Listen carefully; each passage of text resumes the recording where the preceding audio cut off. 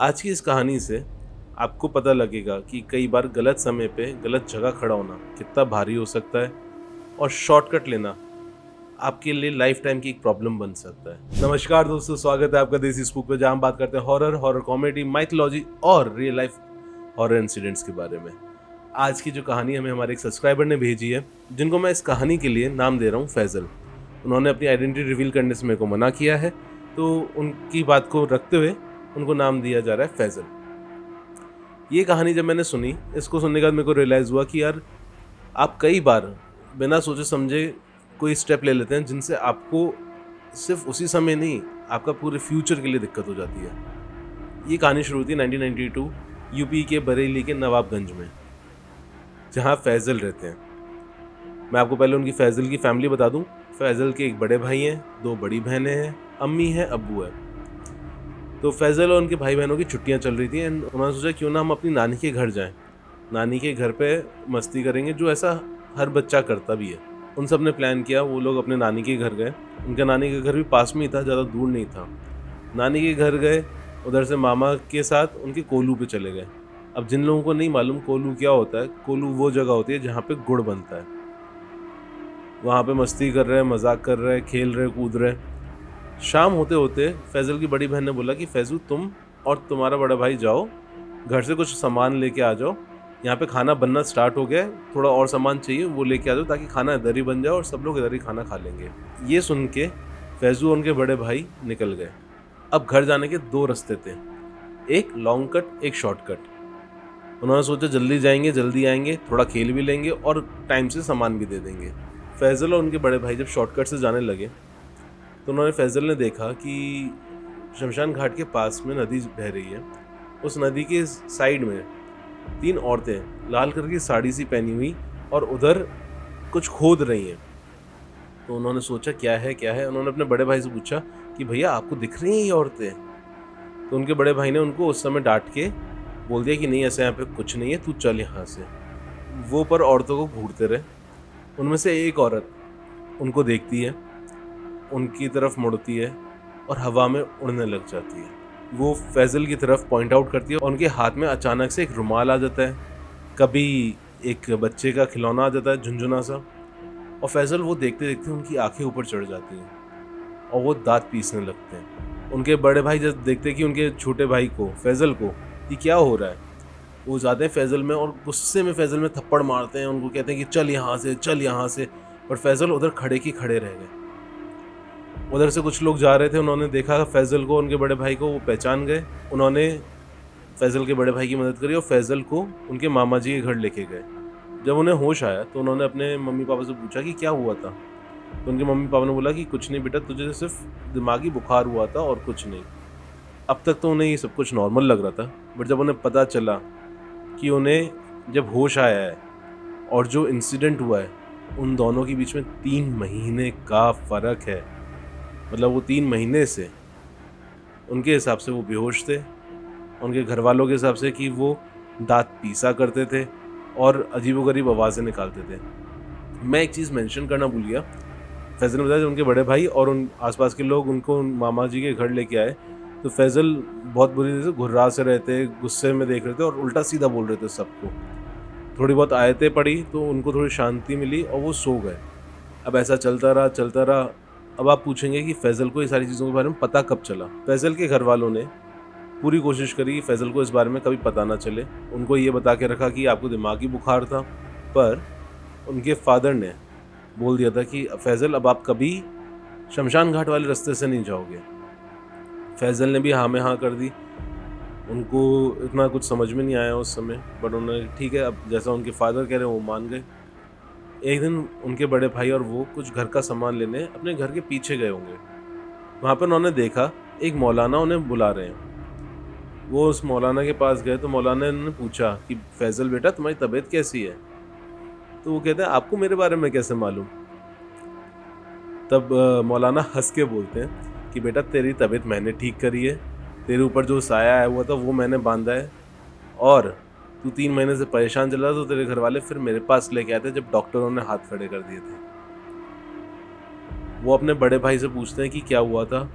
तो उनके बड़े भाई फिर बाद में उन्हें बताते हैं कि 3 महीने तक फैज़ल हर सुबह उठते थे, दाँत पीसते थे, अजीब-अजीब आवाज़ें निकालते थे और बहुत ही अजीब हरकतें करते थे पूरे घर में।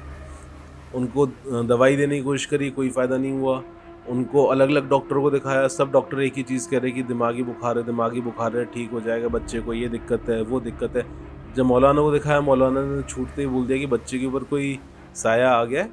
उन्होंने उनको तावीज़ पहनाया और कहानी ख़त्म होती है। ऐसा नहीं है। अगर आप लोगों को मालूम हो कि एक बार जब बंदा पोसेस हो जाता है तो उसकी बॉडी खुल जाती है। अब जो आगे होने वाला था, वो उनकी पूरी ज़िंदगी बदलने वाला था। फैज़ल ने बताया कि उनको एकेडमिक्स में दिक्कत हुई कि 3 महीने का ब्रेक लग गया।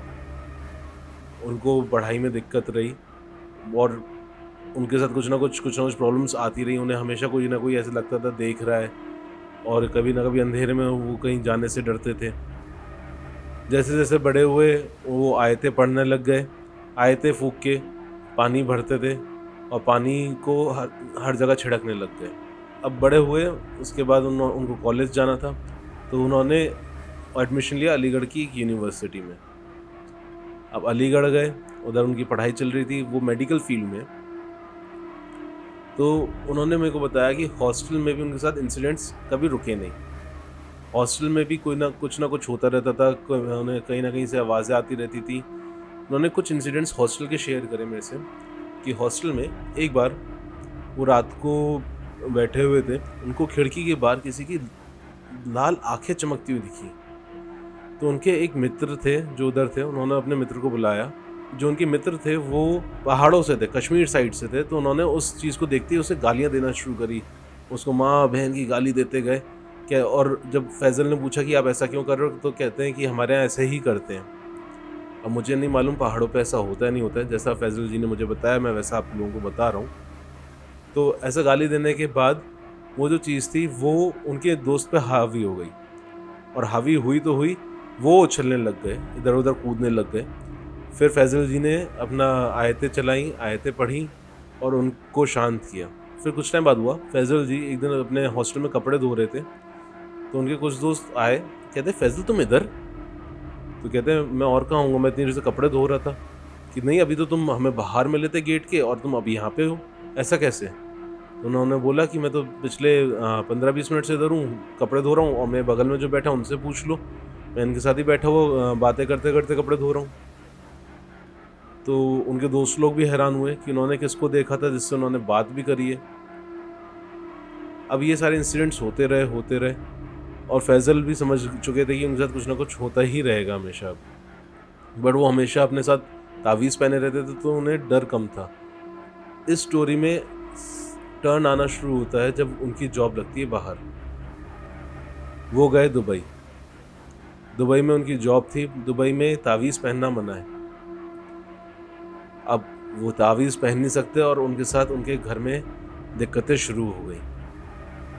उनके घर में सामान रात को रैंडमली गिरता रहता था, किसी बच्चे की भागने की आवाज़ें आती थी कि इधर से उधर कोई भाग रहा है और वो परेशान होते रहते थे। वो रात को अपने लैपटॉप में आयतें चलाते थे, पानी में दम फूँक के पानी के छिड़काव करते थे, आयतें पढ़ते थे, तब जाके वो सो पाते थे।